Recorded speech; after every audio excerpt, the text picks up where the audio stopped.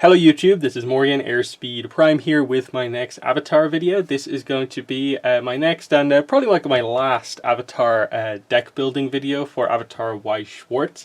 In this video, we're going to be covering two more decks and sort of finishing up the kind of main archetypes here. So we're going to be doing the red Zuko focused deck, so where we use Siblings Agni Kai but in the Zuko direction. And then we'll also be doing a Toph green focused deck. Now, of course, we saw a couple of the important green cards in the 4-color Aang deck, but you'll see much more of the Toph focus come in with that one. So let's get straight into it. So the Zuko deck is, of course, focused around these two climax cards. So it's Siblings Agni Kai and Colors of Fire. So it's the first time Colors of Fire is coming on into play.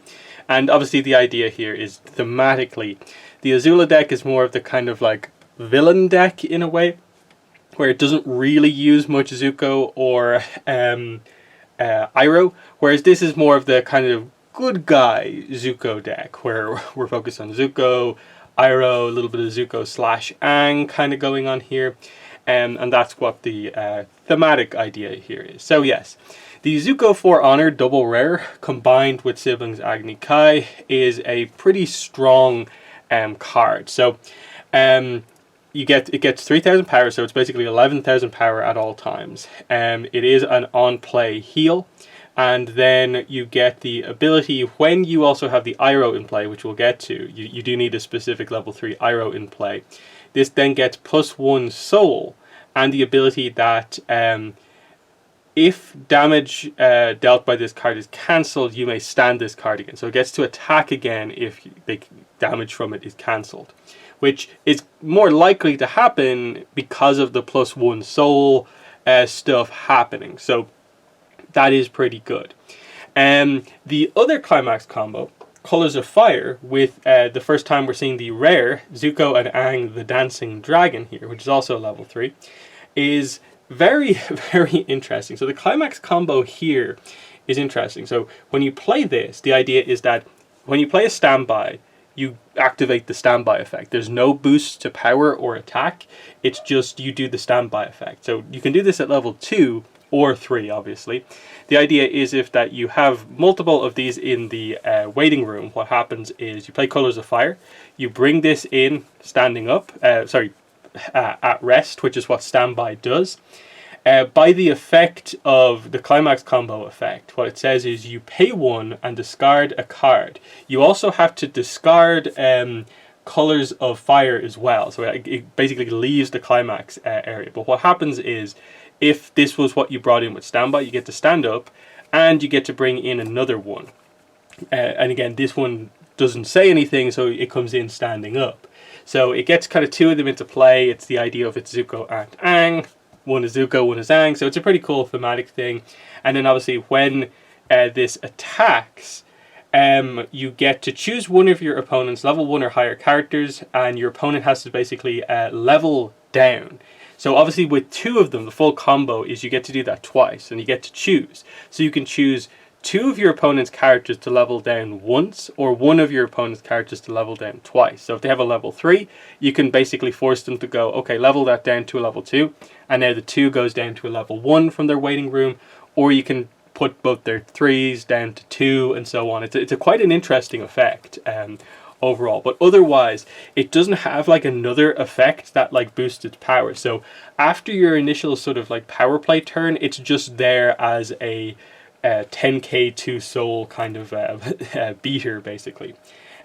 Also do note that both climax combos here are standby. So this is an 8 standby deck, which will inform what part of why the kind of ratios of levels is slightly skewed higher in this deck than usual.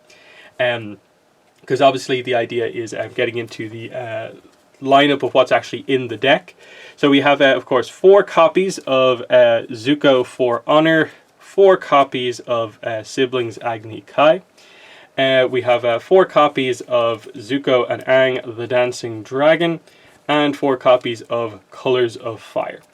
So that's a really standard, that's your core 16 cards in your deck, but there is some more stuff that we want to do. So the Zuko, for his effect to activate, requires you to use this card. Kind of like the Azula requires you to have the Tylee Popular, the Zuko requires you to have the level 3 Iroh. Now this is 8,500. But it also means that it boosts kind of like the power of your other cards. So Zuko and Aang Dancing Dragon and Zuko for Honor get the following ability. When this card, so when either of these two attack, look at the top 2 cards from the top of your deck, choose one from among them, put it on top of your deck, put the rest into your waiting room. So it allows you to get the triggers and stuff like that. All your other characters get plus 1,500 power, and it's a level 3 brainstorm. So pay 1 and rest 2 of your characters. So typically it's this and the other thing in the back row probably. Flip over 4 cards from the top of your deck, put them into the waiting room. For each climax revealed, perform the following action. Look at 3 cards from the top of your deck, choose 1 card from among them, put it into your hand. So it's a really big search if that goes off. So it is a useful card. It is just like a little bit sort of maybe complicated at the high end in this deck to get a lot of the stuff going, because your combo that you kind of ultimately want at the end is probably like 3 Zuko for Honors and then this on the board, which is also a level 3. But we only play 2 of them because, you know, it's not our main level 3.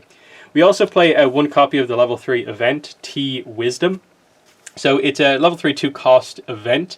And it is, if you do not have a character with Iroh in its card name, you cannot play it. So you have to have an Iroh on the field to play this card. But if you do, put the top 5 cards of your deck into your waiting room, deal X damage to your opponent. X is equal to the total number of soul trigger icons of those cards. So that counts obviously the climaxes, but it also counts like obviously level 3s and 2s, which will have that icon as well.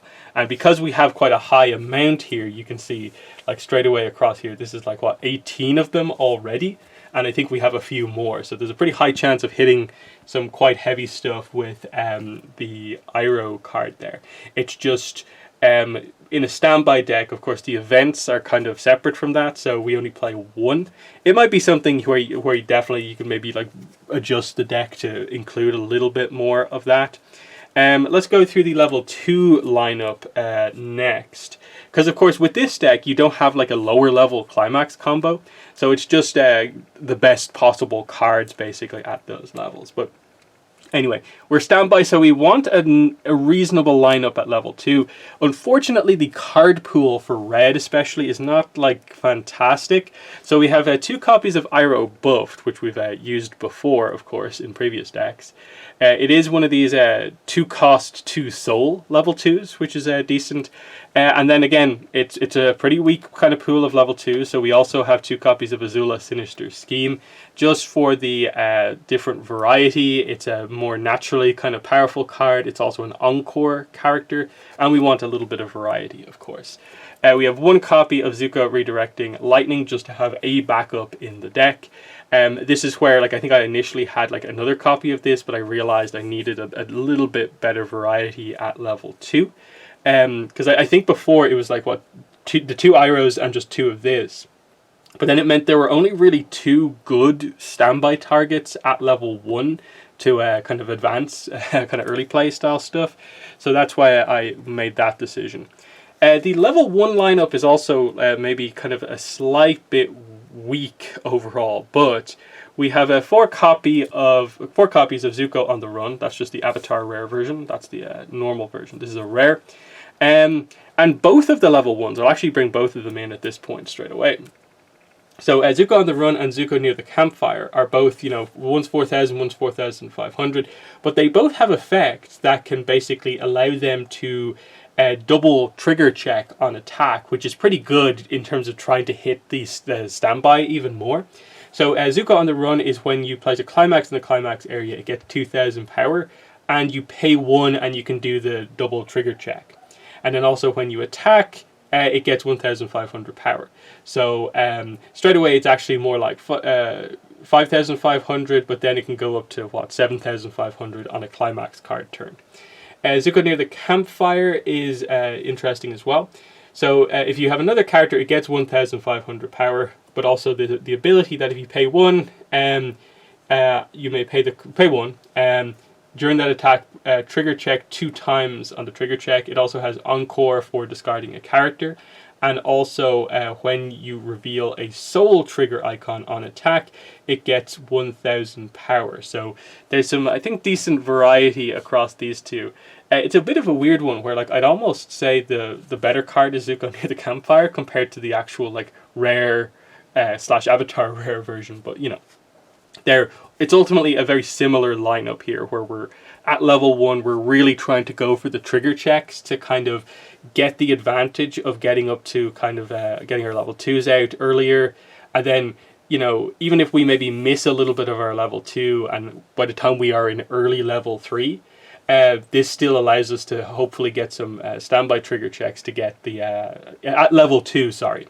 If you're using your level 1s on the field still at level 2, you can get your standby triggers to get your level 3s out earlier, which is kind of part of the game plan of this one, is to kind of really get that setup going where you could theoretically have Zuko for Honor, some Zuko and Irohs out on the field earlier, Zuko and Aangs and the Iroh.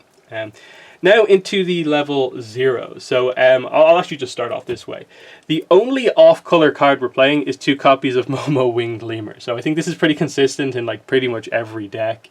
I think there's like one deck I don't think I used it in, but in general, like, yeah, you want to use this card. In this case, it is just that, yeah, you like to have the swap to be able to perform the climax combo at the right time, and just that variety for a relatively free cost is, I think, just pretty good. The other effect of the Momo in this deck I don't think is like super important, because the effect of Zuko and Aang requires both cards to be in the waiting room, so there's not as much of a, you know, this card needs to be in the deck for this one to go off. But we'll go on. So as expected, we do use the double rare Zuko, 4 copies of Zuko Crossroads in the deck. So this is just a very good card. This is kind of like your pretty much one of your best level 0s. So again, there's a lot going on with this one. It's when you play it onto the field, you look at the top card of your deck. If it's a character, you get to 2000 power, so it becomes 3000. Then if you pay 1, you also get to look at the top 3 cards of your deck, choose to give yourself a damage. If you do give yourself a damage, you get to choose a character in your waiting room and return it to your hand. So very nice, doing exactly what you want to do, definitely. We also have 4 copies of a Zuko T server. So this one is when you place it on stage from your hand, pay the cost, which is discarding a character to draw a card. So there's not too much card draw in the set, and this is just a way to do that, a bit of variety. And when damage dealt by this card is cancelled, you can put it into your stock. So it's a way to get early stock as well. The last 4 copy of level 0 is Zuko and Iroh Forgiveness. So it has the effect, when damage dealt by this card is cancelled, you may return it to your hand. Because you want to get multiple activations of the first effect, which is when it's placed on stage from your hand, pay the cost, which is pay 1 and put a card from your hand into the waiting room.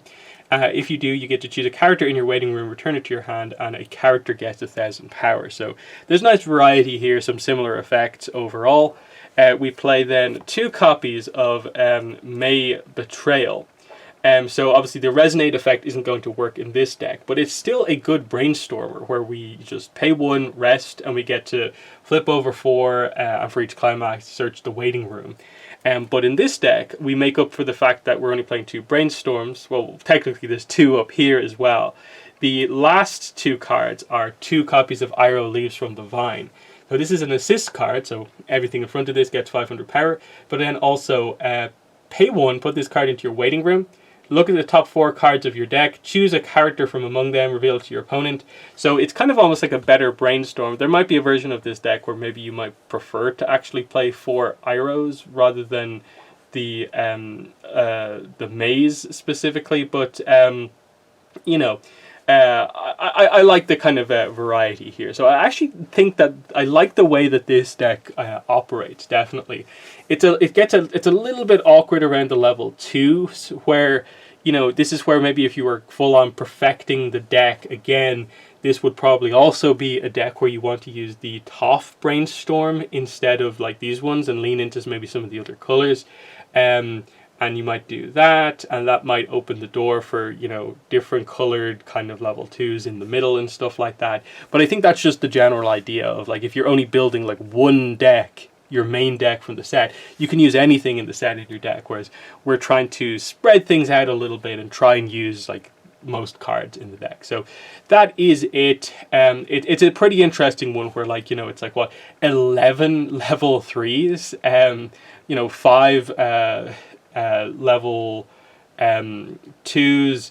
We only play like 8 level 1s, so like it's interesting, but a lot of the cards, it's a very efficient deck ultimately. It can be a slightly awkward maybe at times to play, but, you know, if you hit your standbys and then get them going, it does work, I think, pretty nicely. So there's the deck profile for the Zuko deck. So now for the Toph deck profile. So as you can see here, we're going for 8 gold bar with our climax combos. So 2 different Toph climax cards here. We are using Invention of Metal Bending and Skillful Display. So we're not using the Toph library one. That climax combo is just like, I don't think it's guaranteed to kind of get you advantage. It's a little bit kind of hit and miss.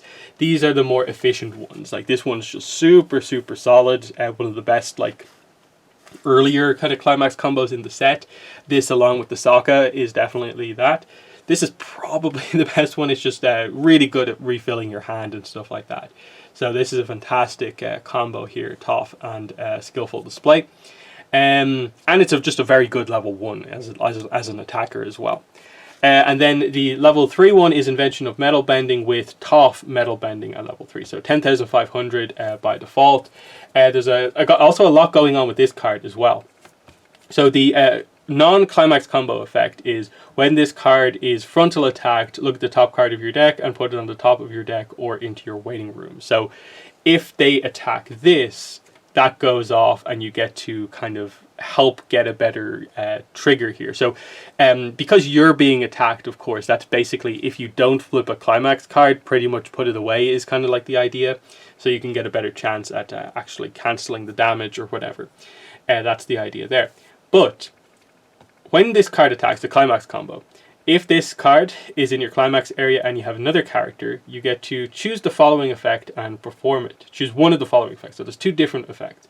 The first one is choose one character in your waiting room, return it to your hand, and choose a World of Avatar character in your waiting room and put it into your stock. So that's the sort of free effect if you just want kind of advantage. The more powerful effect is pay 2, deal 2 damage to your opponent. So again, that's one of those ones where, like, on attack, you pay 2, they do 2, then the attack goes in. Then you do your trigger check, then you do your attack. So this is a way for Toph, this is the Toph finisher, to do 2 chunks of damage overall. So pretty nice. Now also, you might be wondering, okay, well, what does the gold bar do as a trigger? When this card triggers, return this card to your hand. You may put the top card of your deck into your stock.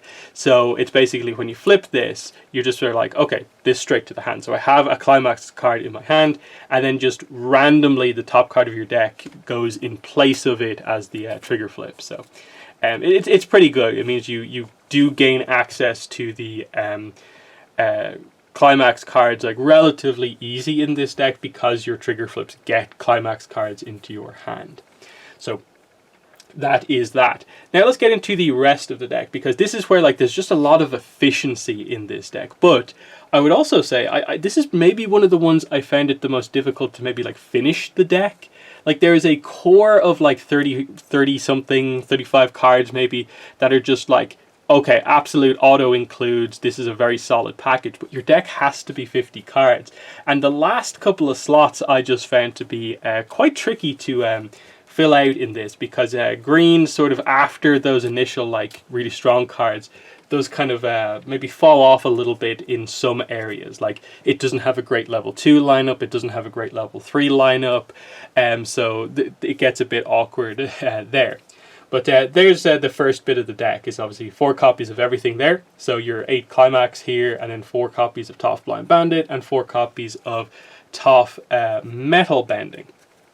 Now, the rest of the level 3 lineup. So we play 1 copy of Toph Melon Lord. So this is the kind of interesting level 3 Toph that you pay 1 when it's placed on stage from your hand, and you basically put all of your opponent's stock into their waiting room, and then they have to put that many cards to refill their stock. So it's a bit of a kind of like mill kind of strategy. Like, I'd be interested to see if you lent into this like really heavily, and it's just about constantly replaying this to kind of make your opponent mill stock, but it's probably not strong enough to do that. But it's an interesting option as an endgame thing.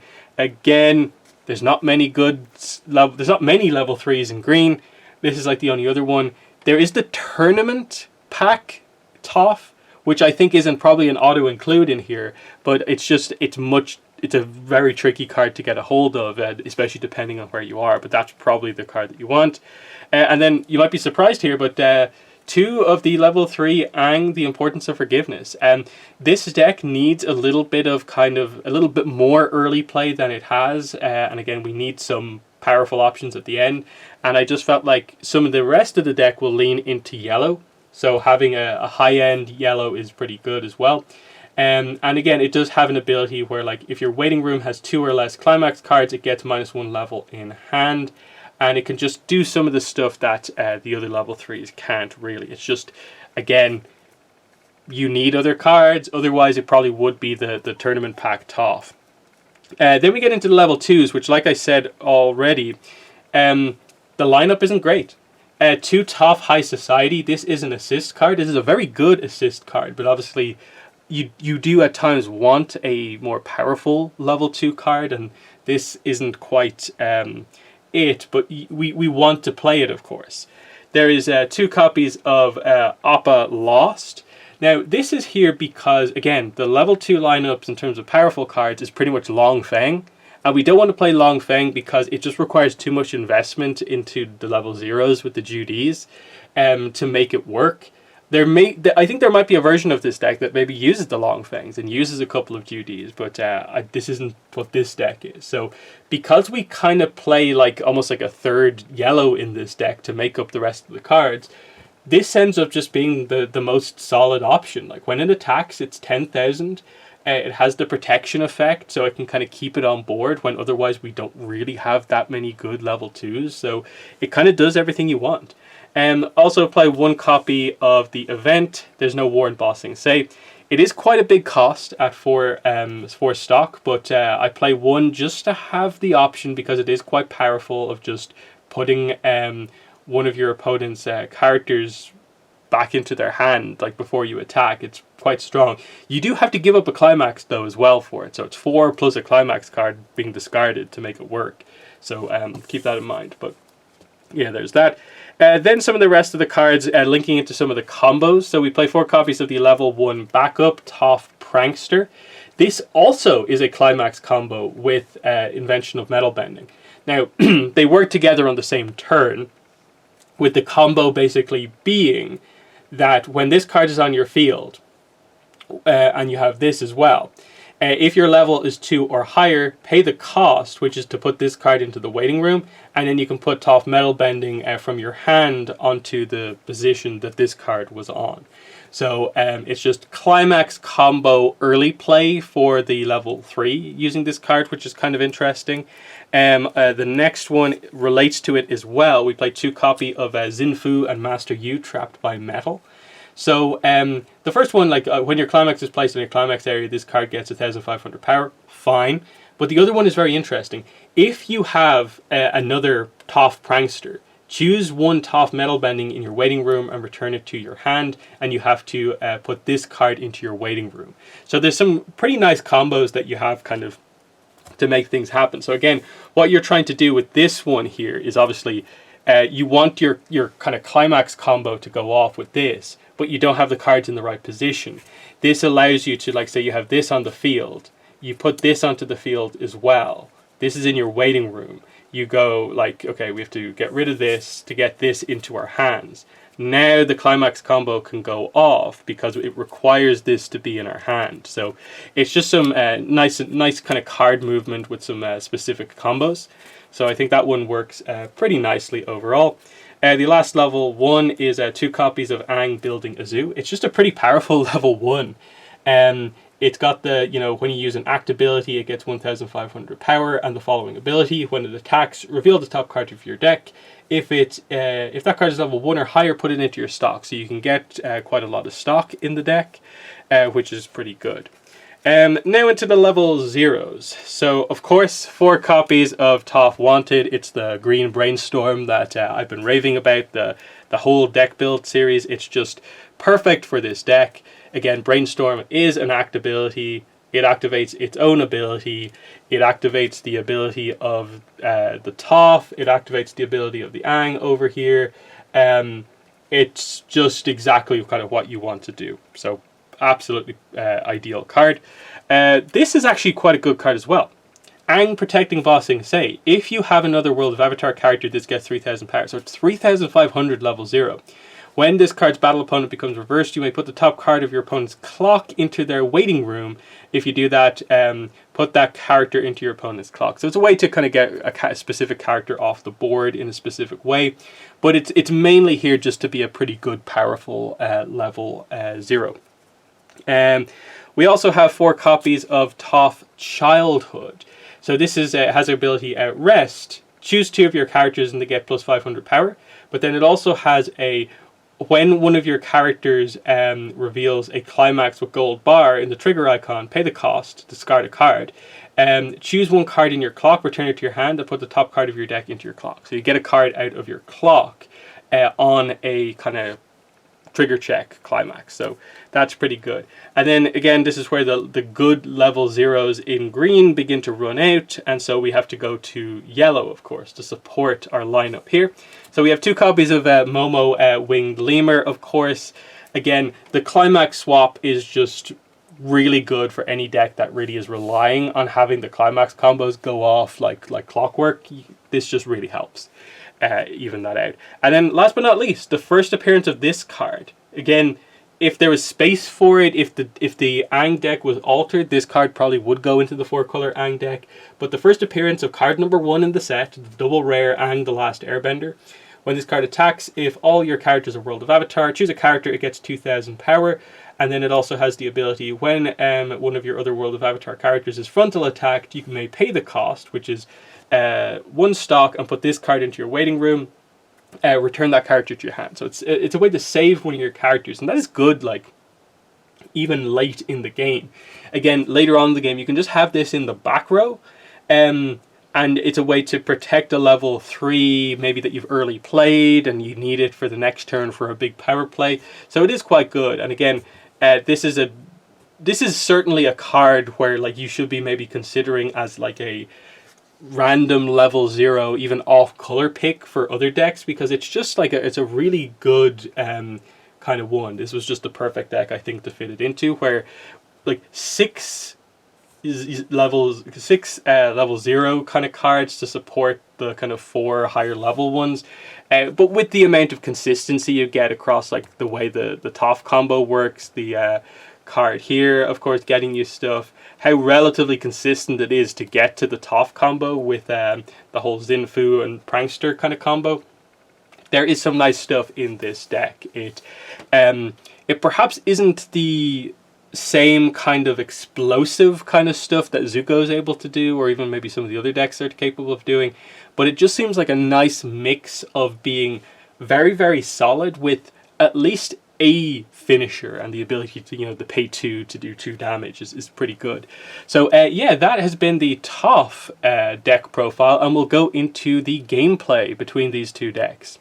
Okay, so let's get into the gameplay. So where we started off here after the mulligan is Zuko deck has started off with 2 level 0s, a level 1, and 2 climax cards after mulliganing 1. The Toph deck has 3 level 0s, climax card, and the event, level 2 event. So we'll just say the Zuko deck goes first. So we draw for turn. Will we clock? We will. So we'll put the card into clock. Draw 2. So okay, the hand's beginning to form here a little bit. Now this deck is obviously quite interesting because there's quite heavy standbys. So like we're going to be probably just casually throwing out standbys mainly just for the effect. But it does require us to, again, either have the level that we're at or the level one above us in the waiting room cards that you know, to make that work. So yeah, so we're just gonna on the turn here just throw out the Zuko. We'll activate the effect. Top card of the deck is a character, so it gets extra power. Not that it particularly matters here. We're only going to be attacking once, so we'll attack. We'll do our trigger flip, nothing, and that is 1/2 damage direct coming through. So flip and flip, cancelled. So there's that. Now, top deck, we draw. Will we clock? Yes. So we'll clock the event to draw 2. First use of the Cabbage Merchant sleeves, I think, in a gameplay segment here. So what do we got here? A bunch of level 0. So we're going to just, yeah, kind of throw this all out here. What do we have? There's no stock to be used. Okay, that's interesting. Okay, so we'll throw out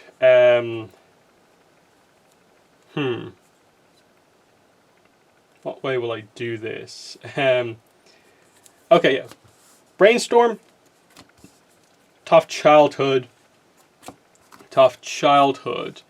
That's 1,000 only until end of turn. I'll do that. That.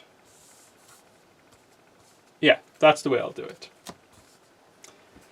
Okay, so yeah, this has the effect when battle opponent is reversed. So let's do the kind of open field attacks. So Toph Childhood attacks, trigger check, nothing, 2 damage, 1, 2. That all goes through.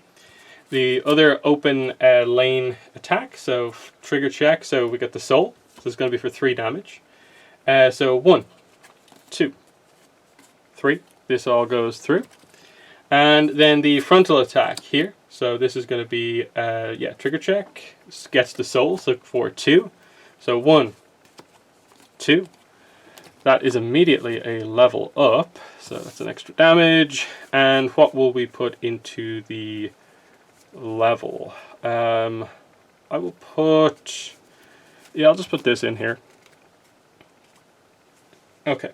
This gets reversed, and they have the effect. You may put the character, top card of your opponent's clock into their waiting room and put the character into their clock.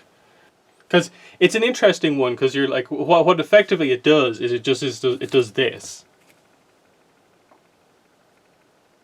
And it's like, it's not such an important card that it matters more there. So like, it's an interesting choice about like if you want to do that or not. I'll just kind of leave it as is, just kind of let it go. They won't use the effect. So yeah, Zuko deck's turn. So we draw. We're up to level 1 now, so that is interesting. We will clock to draw 2. So you can see here we're loading up on climax cards here. So that's pretty good. So we're at the point now we're on level 1, so level 2s can be brought into play. But do we have any in the waiting room? No, we don't. It's just level 1s and 0s and stuff like that. So let's see, can we do anything to maybe kind of make that sort of stuff actually happen. So we'll just throw out some level 1s here, the 2 Zuko's there. We will then put this Zuko onto the field, which again has the effect. You may pay the cost to draw a card by discarding a character from our hand. So we'll get rid of the Momo because we don't need it right now. We have a bunch of climax cards. So we'll do that to draw. So we did get the level 2 Iroh into our hand. Not necessarily what we really wanted, but it's okay. We'll put the Iroh Leaves from the Vine into the backfield there. And will we use the effect here? It does cost 1. I think at this point we need to use the cost 1 to do the double trigger check there. So yeah, there's no real point I think using the standby at the moment because we don't have a level 2 to go up, and the level 1s that we have here aren't really worth kind of bringing into play just yet. So I think we're just going to leave it there and just decide what way we're doing our attacks. So yeah, the most powerful stuff is, that's probably the best way to do it. Yeah, that will go, that way we'll get over everything. This is assisting these two as well. And yeah, that's the way we're going to do our attacks. So, first up, this Zuko will just attack. This will be more of a normal attack. So, we flipped this standby, so that actually just goes off, so we get to do that. So, a kind of free standby that wasn't maybe expected, but what will we do? I will bring this into play. I'll bring one of the level 1s in the waiting room into play at rest into our open stage on the field. Again, we don't have the Sokka here to do any weird you know, messing around with that card, which I didn't mention in the deck building, but the Sokka is absolutely an option for the Zuko deck as well, because you play standby, and because like his double stand thing means that he can actually theoretically get a bunch of kind of triggers going. So that's what we'll do there, and we do get +1 soul as well. So we are doing 1/2 damage, so 1 cancelled. So they're getting quite lucky in the early game here. This will be reversed though. Now in the middle here, I think this is where we'll do our twin drive here. So we will go over this with our power. We will then pay 1. When this card attacks, you may pay the cost. If you do during that attack, perform a trigger check twice during the trigger step. So pay 1, 2 triggers. So first trigger, nothing. Second trigger, nothing. That's fine. And yeah, this will be reversed, and we are just doing the 1 damage. Cancelled. So we've not actually got a single attack through yet. Their 1 damage is for their clock on their turn. Now, attack. We'll pay the cost on this Zuko now, and we'll do 2 trigger checks. So 1, 2, and we get a soul trigger icon there, and it gets another +1000 power that stays during the opponent's turn as well. So this will be reversed, and it's doing 2 damage. So 1 cancelled there. And I shuffled these decks super, super well, but they got like a bunch in a row there. That's like, yeah, 4 climax cards in a row, blocking 4 attacks, of course.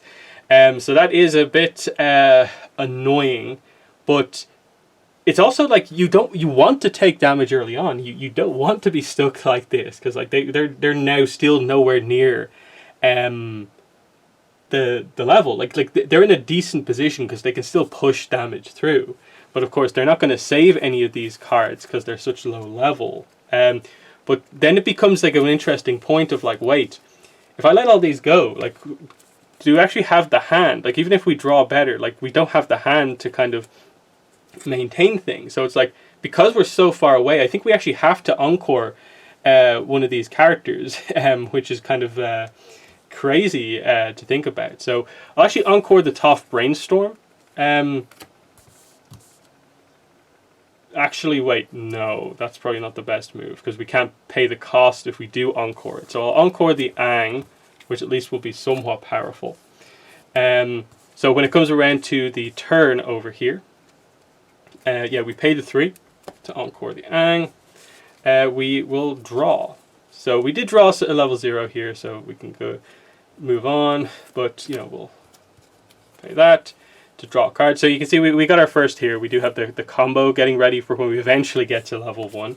But yeah, this is going to be a little tricky. So we'll play the Aang, and I guess play the Momo as well. So yeah, we'll just do it like, what way can we do it? So this can give 2 characters 500 power, but that only brings the Aangs up to 4,000.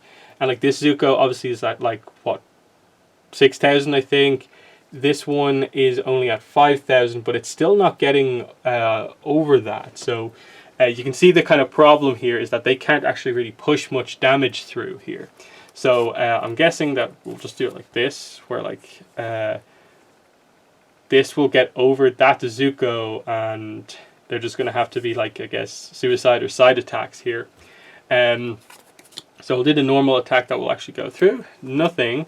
This will be reversed, and they'll take just 1 damage. So there we go. This will be a suicide attack, so flip, nothing. The Momo will be reversed, 1 damage. And will we suicide attack or what here? Or try and like a side attack maybe and hope we get a trigger? I think it probably just has to be a suicide attack, just because we don't mind taking the damage to get us up to level 1, because that's what we're kind of waiting for anyway. So that's the kind of idea there. So 1. So you see that their damage is going through, but they've only taken 2. It's a bit frustrating that way. So they have to let these go. We will let the Zuko go as well. And then we'll come around to our turn.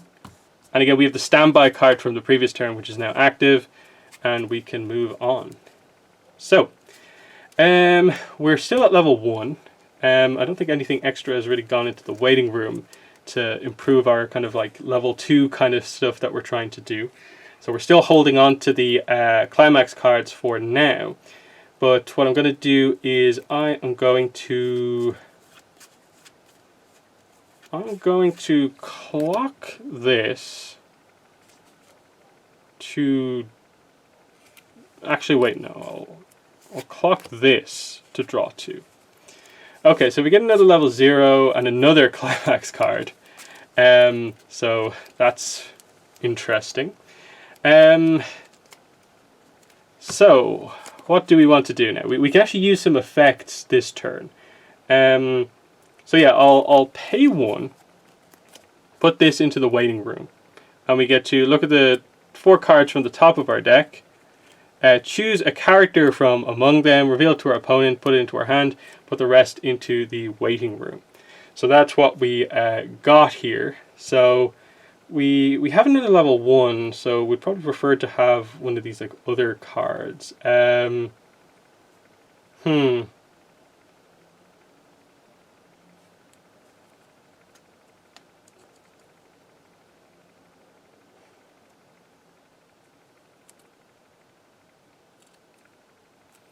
I'll just grab the grab the Eye of Forgiveness, and then these go to the waiting room.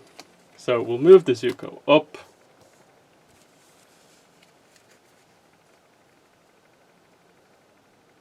We'll place this on stage from hand. So we'll do a bit of a combo here. So we then pay 1, and we put a card from our hand into the waiting room. So we're going to put our level 2 in there, and this way we can do the climax and get this actually into play just a slight bit earlier. And we probably would have preferred to be able to do this maybe last turn. But now that we've done that, we may pay the cost. We can get a World of Avatar character, return it to our hand, and a character gets 1,000 power.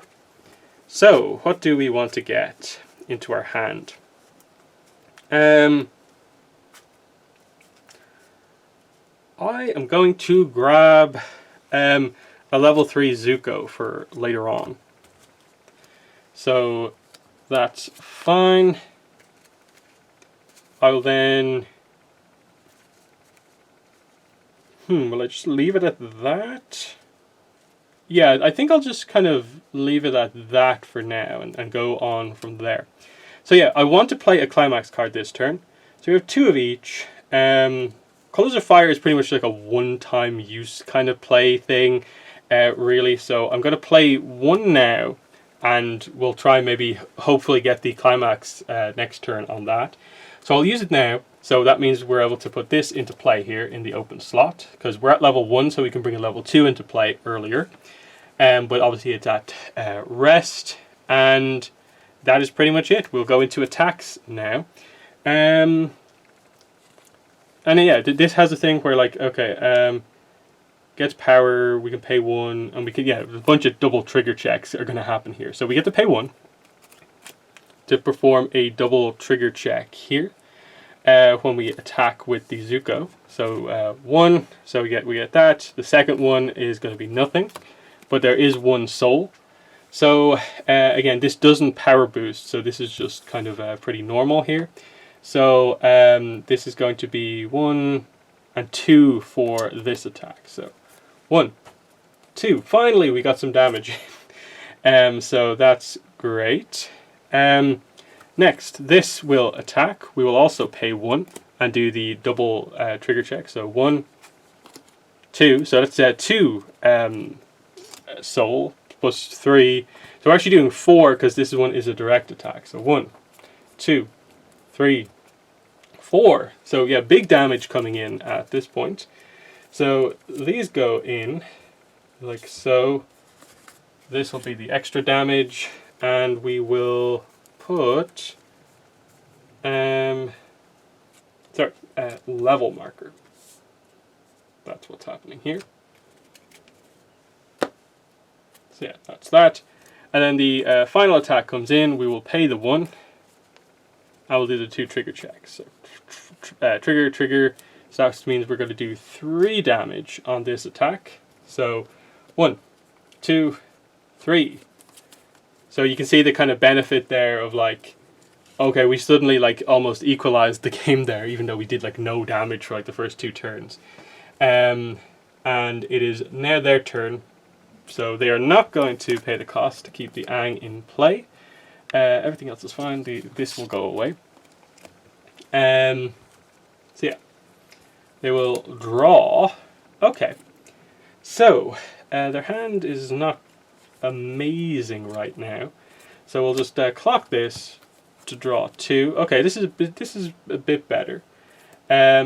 Still not super ideal.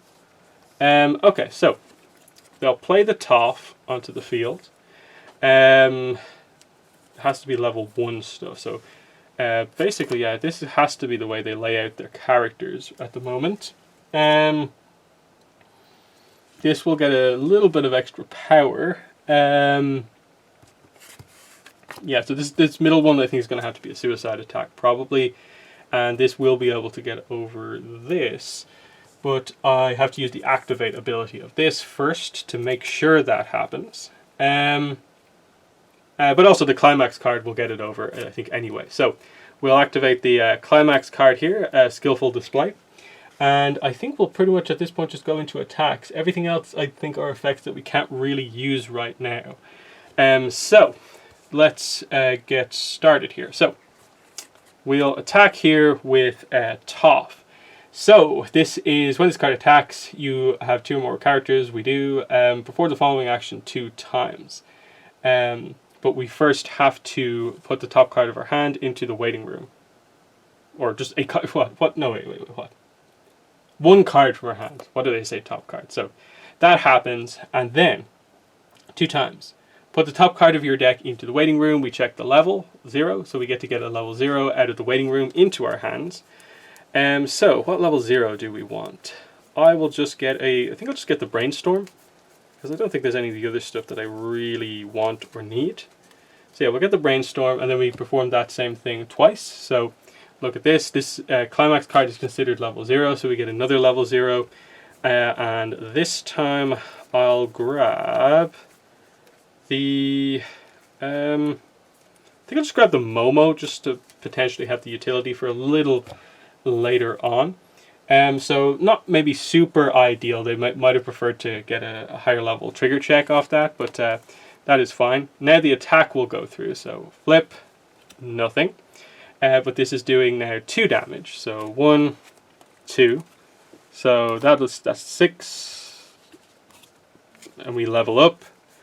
So I will put Zuko on the run into the level. We're up to level 2 now. So for this deck now that they're on level 2, every play is pretty much open with standby. So that's pretty cool. But yeah, we'll go on. This will be the suicide attack in the middle. So this will get reversed against that. The flip will be good. So that is 3 damage. Yeah, 1, 2, 3 for the flip. 1 cancelled. And this one over here is going to be a victory against the opponent. So yeah, flip, gold bar climax. So this is good. That means this goes into their hand, and what goes into their stock is just the top card of the deck. This will be reversed, and it is, that doesn't give you extra power, so it's just 2 damage. 1 cancelled. Okay. Now, what are we doing here? We're going to let these 2 go. They're going to let this go, no problem. Climax card will go away at the end of turn. And it goes back to this deck's turn. So the Iroh is now active. So draw. Now we have to decide some things here. What are we doing? So this is going to have to be, I suppose, a pretty notable turn, and I think it can be. So yeah, first of all, Iroh moves into the front. Now let me just check the waiting room for this to see what we can do here. So do we have two dancing dragons?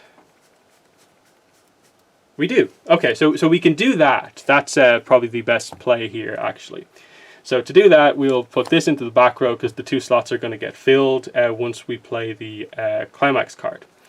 So we just have to do the rest of our plays first. I'm not going to clock at this point because I think the hand is pretty good overall. So what I'll do is I'll move this back here. I will pay 2. Oh no, wait, we're not at level 3 yet. Sorry, I was about to play to level 3, but we're not at there yet. We're talking about standby stuff here. So yeah, I'll leave it at that.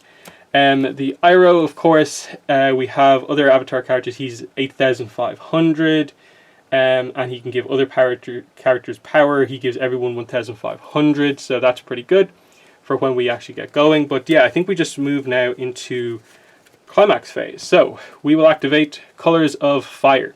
So it's a standby, meaning we get to just pick something out of the waiting room. So I'm going to choose Zuko and Aang Dancing Dragon. This will then trigger the climax combo of Zuko and Aang Dancing Dragon, because when this card is placed on the stage by the effect of Colors of Fire, pay the cost. So we'll pay a stock and put a card from our hand into the waiting room, which will be this level 0. So the cost has been paid. We also have to put this into the waiting room as well. And so what we get to do is we get to stand this card and then choose another copy of this card and put it onto the field. And we do in fact have another copy. Where is it? Here. So there. That's a pretty strong power play there. That is the climax combo, Colors of Fire, going off at level 2 because of standby. And then again, this boosts everything. So this is actually 11,500 together. And we do get to also do the effect here. So as we go into attacks, what we get to do here is at the beginning of your attack phase, if this card is in your center stage, now that means just up here, it doesn't mean the middle of the center stage. So we get to perform this effect on both of these cards. We get to choose our level 1 or higher character, so it's going to have to be both of these. So basically what they're going to have to do here is the opponent has to, it's from the waiting room, isn't it? Yes.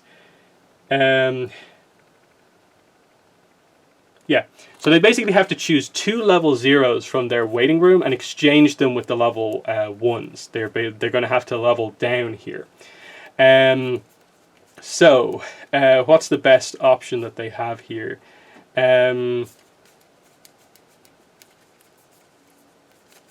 It's one of those things where the level 0s here aren't really like incredible, so they just probably have to go like this. So these 2 go away, and these 2 come into play. Now, I don't think it specifies if they come into play at rest or anything like that. I think they just come back into play, yeah. So, yeah, they're just exchanged, and it doesn't specify anything about that. So, that's what's happening here overall. So, Iroh will attack. We'll trigger flip, nothing. And we are doing 2 damage. This will be reversed. So, 1, 2. And that is a level up for this deck. So they will choose a yellow card to prepare for other stuff. So they're set up on the colors. I think that's fine. I have to keep track of that. So then the Zuko and Aang will attack. We'll flip. Okay, we get standby. So let's see what we can do here. So I will... Yeah, I'll just overplay this. So I'll get the level 3 Zuko goes onto the field. Its effect doesn't activate because it says when placed on stage from your hand. This is going onto the stage from the waiting room. So that happens. We did flip something there, so it's 1, 2, 3, 4 damage coming in. 1, 2, 3, 4. So that all goes in. So that's fine. We now have to do a deck refresh over here though. But the setup is super strong for the Zuko deck, you can see here. Stuff just hasn't quite come together for the Toph deck here. Hasn't really got the chance to get going overall. So frustrating stuff there. And we take a damage. It doesn't get cancelled because of the deck refresh damage. And then finally, this will attack. This will be reversed. We'll do our flip, which is nothing. And this is just going to do the 2 damage that it says. 1, 2, and this goes through. So yeah, some early cancels, and then they haven't really seen anything since. So, bit frustrating there. But what do they do? And this is where it gets kind of tricky, because like their hand is still not great. Like it's level 0. They've really not come across a lot of the other stuff. And it's just a really bad draw and run of things for the Toph deck here. I haven't really seen this deck draw this badly in a long time. But again, it's like this again as well because this deck has managed to go off completely. So I think we'll just have to deal with this as we go.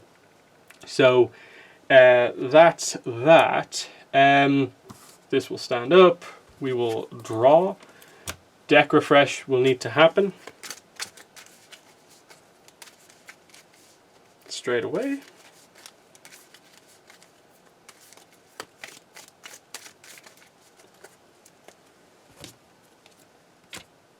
That's a level up as well. So they're on level 3 now.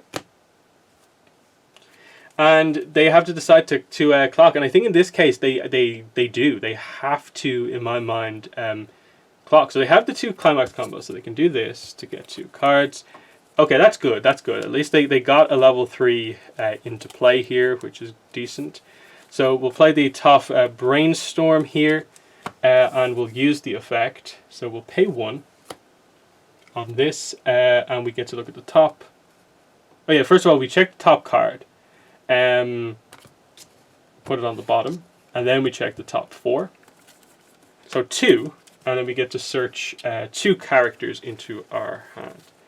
So, okay, so this could actually work. We don't have the full ability to put as many as we need on board, but we can do this, and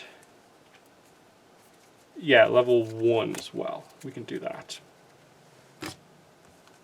So yeah, this is actually coming together decently here. So we'll move this into the back. We will pay 2. Yeah, pay 2 for Toph Metal Bending entering the field. There's no healing here. This is the other weakness in green and in the deck overall. There's no healing cards, which could have been nice to get rid of that 1 damage. The level 3, what was it, Toph Spa Day, I think it is, I think is an on-play heal, which could be very valuable in this deck. But for now, we are probably just going to have to hope to do quite a bit of damage here as we go forward. We'll pay 2 more for another Toph Metal Bending. And then we will... yeah, I think we'll play the Aang onto the field here.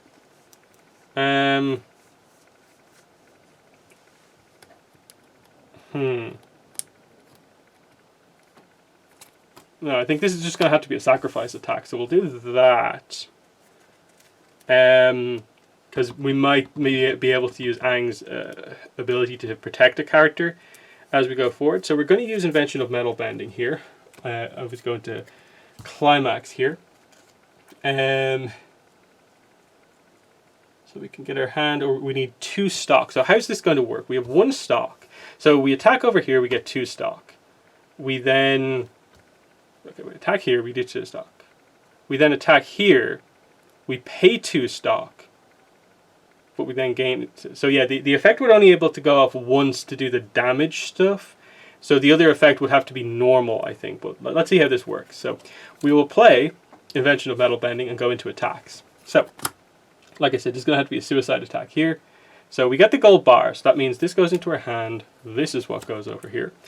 And this is just doing the, 1, 2 damage 1, 2, but it's cancelled.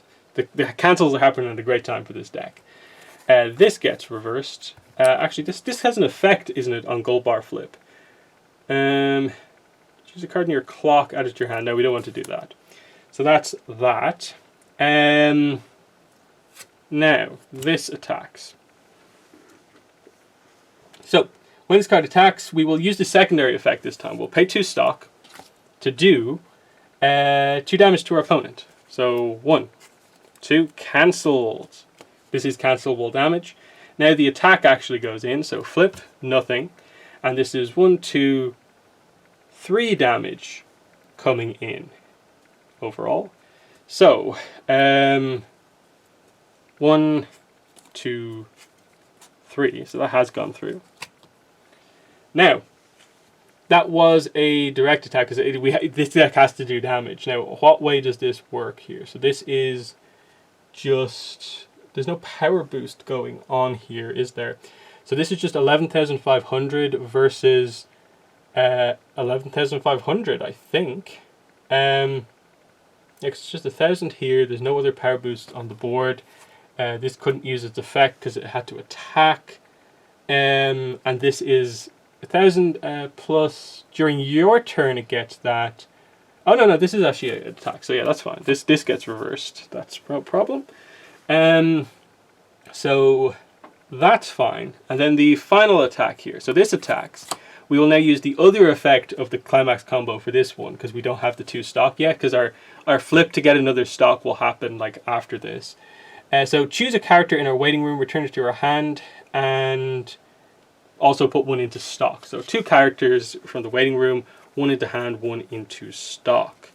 So I will grab Toph Metal Bending into hand, and I will put Toph Childhood into stock. Okay, and then we do our trigger check. So flip, we do get that. So this is going in for 4 damage. So 1 cancelled. So yeah, the luck is completely shifted from the start of the game. Completely over here. Now the damage here is, I think is it just 10,000 versus yeah, 11,500. So yeah, this will get reversed. So that's that. Now, as we kind of clean up here, they are not going to save this. They are not going to save that. Yeah. Now, will we do anything? We have a lot of stock, but our turn, what do we actually want to do? So by my count, we have that 1, 2, 3, 4. So. Wait, how many stock do we actually have? 1, 2, 3, 4, 5, 6, 7.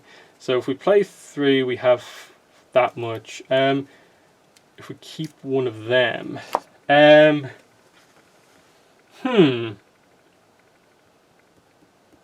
bit tricky. But I think we probably just let them go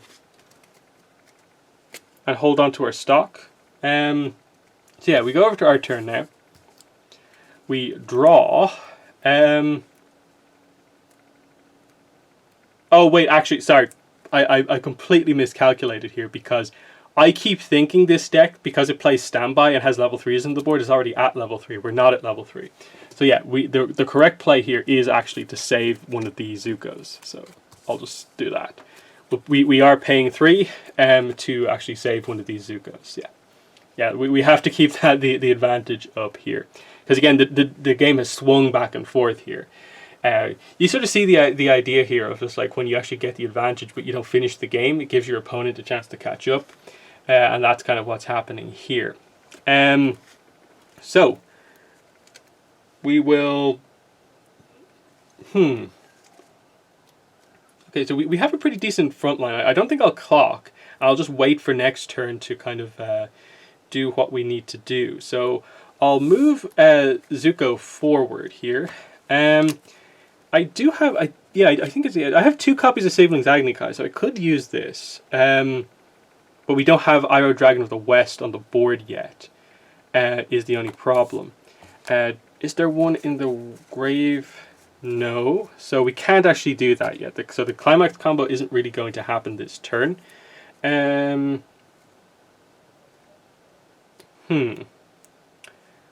So, yeah, I think I'm just going to kind of leave it at that and kind of go ahead. Because, yeah, I don't think there's anything else I can really do to kind of gain power or anything like that.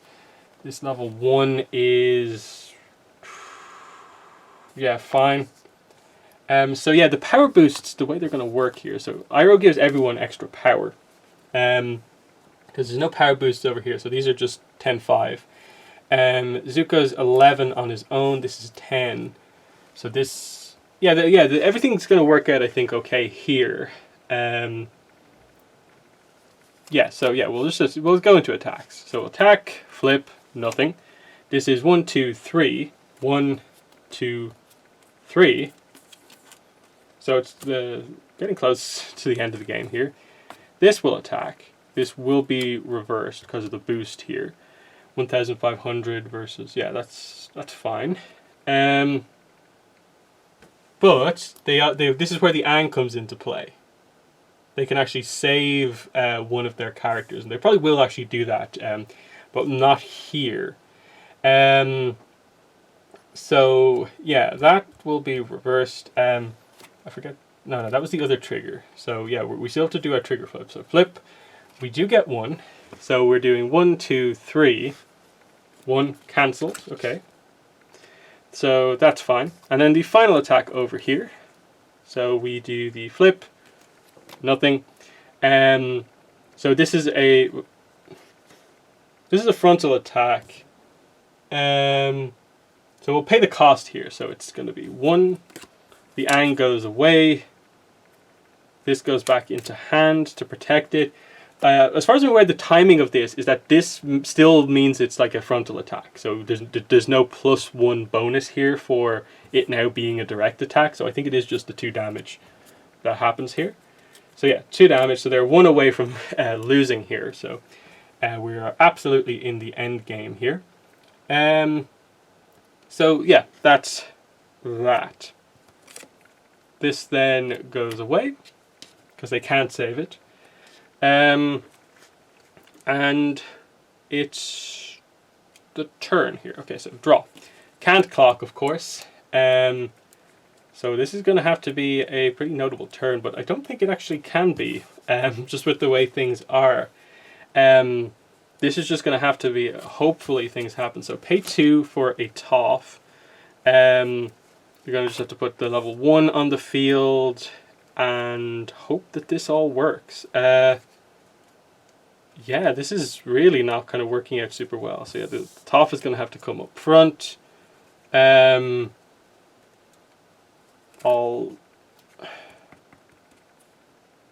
there's no power boost or anything like this. The Toph deck just really hasn't drawn well at all here.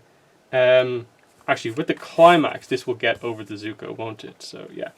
So we're doing Invention of Metal Bending here, and that's all we can do. Because again, in hand is like cost 2, cost 4. We can't clock to draw more cards because a clock would lose the game. So that's gonna have to be it. So yeah, we'll try and go for the big one here. So we'll attack, flip. Okay, gold bar, climax. So this goes to hand. This goes to the clock. And this is just 2 damage. This will be reversed. 1, 2. That's the level up. So, level 3. Then we'll do this one. The order of this is kind of pretty important. So flip, gold bar. Okay. Not super helpful at this point, but okay, it's kind of happening. So yeah, this is just a suicide attack. That's going to be 2 damage. So 1, 2. Now, this attack. This is what, 3? Yeah. This is it. So it's going to be the 2 damage, and then at least 3, maybe more with flips. So this is the top deck actually having a chance to win here with the climax combo here. So yeah, we'll attack. We'll pay 2 damage. 1, 2. Now it's all up to this attack. So the attack comes in. So flip, nothing there. So it is just 1, 2, 3. This will be reversed. So 1, 2, and 3. So somehow, there you go, 3, and then this is 7, isn't it? 1, 2, 3, 4, 5, 6, 7. Yeah, somehow in the end, the it all kind of turned around right at the end there. And it's interesting because it's just like they got their absolute finisher on board first, because obviously like what was about to happen, like if say we survived the turn, it's we draw and we were going to save this thing regardless of whatever happens. So like let's say we still have all these on the field, we would have then been able to be like, okay, put our Iroh on board, we would have been able to put our Zuko on board. We probably could have done the effect of this to get, could we have got another one? Is there another Zuko here? No. Could have done the effect of this. That would have dug us a little bit deeper. No, okay, so this would have been the kind of max of what we can do. That would have allowed us to heal 2. Then we would have like been able to like attack in. And I think at 1, I really don't think they would have been able to defend against all this stuff happening. So like, what are the cards on the top of their deck? So like 1, 2, 3, 4. Okay, so yeah, we would have got the win here because they didn't have a climax left in deck. So you can see it really came down to the wire there, because like they didn't get to do like most of their plays. Like they got a minor use of the level 1 combo, but then what ended up actually working well for them was just that they drew well into with the triggers here, the climax cards. So the constant ability to use the level 3s once they got onto the field was pretty good, and that just kind of ended up winning the day there. It's really weird because I felt like the Zuko deck was in like full control at a certain point. Like when we did the Colors of Fire combo and just went off, I think the problem was just that in a way, them being so slow to do damage to us in the early game is actually what won the game for them, because they were able to have their powerful cards on board and then do just enough damage to us that a turn where they could do a solid amount of damage absolutely took us out. Because like it was just enough. Like you see the way I was counting those flips. It was like just enough damage to make it work. And what, there was only 1 climax left in the decks here, 1 cancel. So there's that. But yeah, that is pretty much the end here. So I don't know. Like I might do like another video kind of just covering some general thoughts on the set, but I think I've covered a lot there. Definitely the set is interesting, but probably the power level is not as high as maybe it kind of you would think it should be. I think after having done a lot of deck building, my general advice for probably just like how do you make the most powerful deck in this game, it probably is just sort of like, okay, choose the climax combo you want to be the focus of your deck, and obviously like build as much of the deck using the best cards in that color as possible, but absolutely be absolutely willing to just take the best cards from a whole other color and do it that way. So if your deck has to be sort of like 2 colors with even a bit of a third color, that's absolutely fine. I think that ultimately is the best way to do it, where like probably the surprise hit combo of the set is probably the combo I revealed, the Aang Missing Companion Appa Lost one. Because level 2s are a bit not great across this set, that combo is actually just super solid. So I can see some sort of an idea where like maybe like an Azula deck where you use you choose one of those combos, but you also you leave out one of them. Maybe you leave out the level 1 combo and focus on the level 2 combo. You still have the Sokka stuff for the power plays for that deck, but then you still have the solidity of just the Missing Companion, Appa Lost, and what's going on there. That to me looks like a relatively solid deck as well. Similarly with, I think like say the blue deck probably especially is lacking in power, but like just some of the aspect of those cards makes, I think, blue a pretty good support color. that it could work well in combination with some of the other stuff, for sure. So like maybe like a blue-green deck, like where you really go kind of half and half, could also kind of work out quite well for you. But obviously you're leaning away from maybe being super kind of themed into like character decks that make sense within the context of the show. But you know, that's it. So yeah, let me know what your thoughts were on Avatar Weiss Schwarz in the comments below. But that has been it. Thanks for watching, and bye.